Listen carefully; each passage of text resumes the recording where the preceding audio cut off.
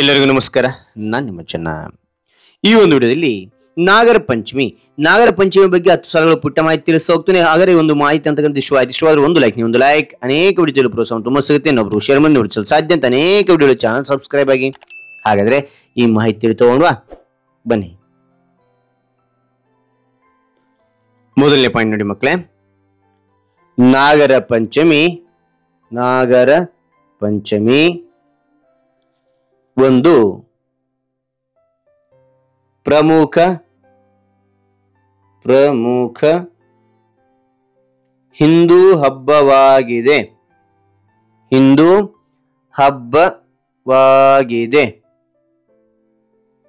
ಓಕೆನಾ?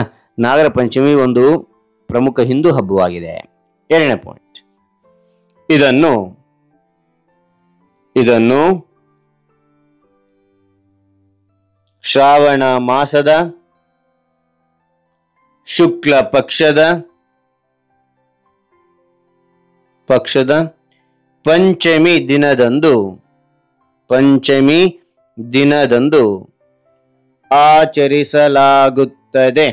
ಮತ್ತೊಮ್ಮೆ ನೋಡಿ, ಇದನ್ನು ಶ್ರಾವಣ ಮಾಸದ ಶುಕ್ಲ ಪಕ್ಷದ ಪಂಚಮಿ ದಿನದಂದು ಆಚರಿಸಲಾಗುತ್ತದೆ.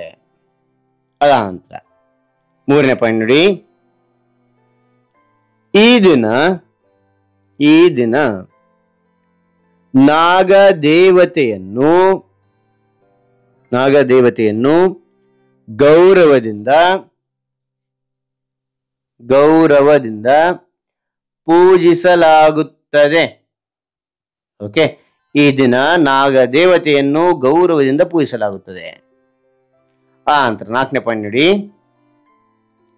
ಕೆಲವಾರು ಜನರು ತಮ್ಮ ಮನೆಯ ಬಳಿ ಇರುವ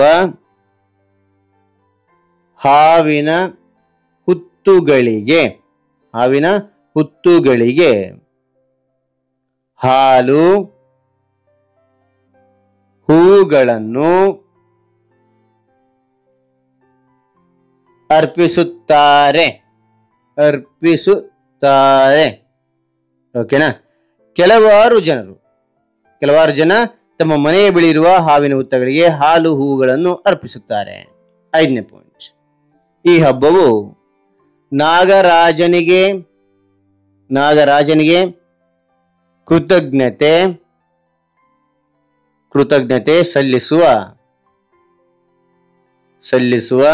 ಸಂಕೇತವಾಗಿದೆ.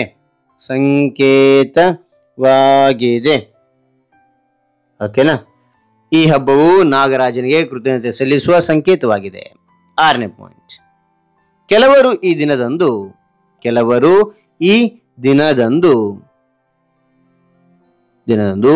ಉಪವಾಸವನ್ನು ಆಚರಿಸುತ್ತಾರೆ.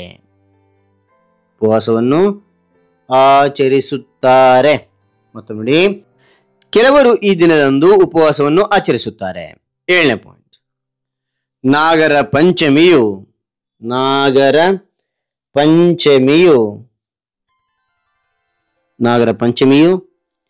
ಪರಿಸರ ಸಂರಕ್ಷಣೆಯ ಬಗ್ಗೆಯೂ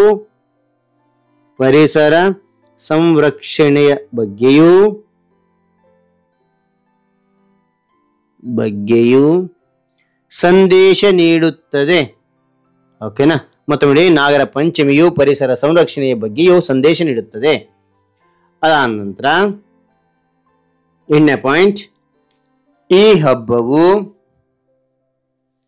ಭಾರತದ ವಿವಿಧ ಭಾಗಗಳಿಗೆ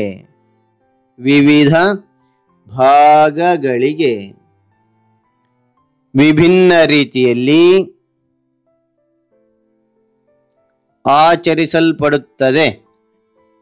ಮತ್ತೊಮ್ಮೆ ನೋಡಿ, ಈ ಹಬ್ಬವು ಭಾರತದ ವಿವಿಧ ಭಾಗಗಳಿಗೆ ವಿಭಿನ್ನ ರೀತಿಯಲ್ಲಿ ಆಚರಿಸಲ್ಪಡುತ್ತದೆ. 9ನೇ ಪಾಯಿಂಟ್ ನೋಡಿ, ಕೆಲವು ಕಡೆ ನಾಗದೇವತೆಯ ಚಿತ್ರ ಅಥವಾ ಕೆಲವು ಕಡೆ ನಾಗದೇವತೆಯ ಚಿತ್ರ ಅಥವಾ ಮೂರ್ತಿಯನ್ನು ಪೂಜಿಸುತ್ತಾರೆ. ಓಕೆ, ಪೂಜಿಸುತ್ತಾರೆ. 10ನೇ ಪಾಯಿಂಟ್ ನೋಡಿ, ಈ ದಿನವು ಭಕ್ತಿಯಿಂದ ಶಾಂತಿ ಮತ್ತು ಸೌಹಾರ್ದತೆಯನ್ನು ತರುತ್ತದೆ. ಸೌಹಾರ್ದತೆಯನ್ನು ತರುತ್ತದೆ.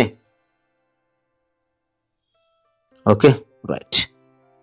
ಹಾಗಾದ್ರೆ ಒಂದು ಮಾಹಿತಿ ಅಂತಕ್ಕಂಥ ಇಷ್ಟವಾದ್ರೆ ಒಂದು ಲೈಕ್, ಒಂದು ಲೈಕ್ ಅನೇಕ ವಿಡಿಯೋ ಪ್ರೋತ್ಸಾಹ ತುಂಬ ಸಿಗುತ್ತೆ. ಇನ್ನೊಬ್ರು ಶೇರ್ ಮಾಡಿ ನಿಮ್ಗೆ ಸಾಧ್ಯ. ಇಂಥ ಅನೇಕ ವಿಡಿಯೋ ಚಾನಲ್ ಸಬ್ಸ್ಕ್ರೈಬ್ ಆಗಿ. ಮತ್ತೊಂದು ಹೊಸ ವಿಷಯದೊಂದಿಗೆ ಮತ್ತೊಂದು ಹೊಸ ವಿಡಿಯೋದಲ್ಲಿ ಭೇಟಿ ಆಗ್ತೇನೆ. Thank you for watching. Bye.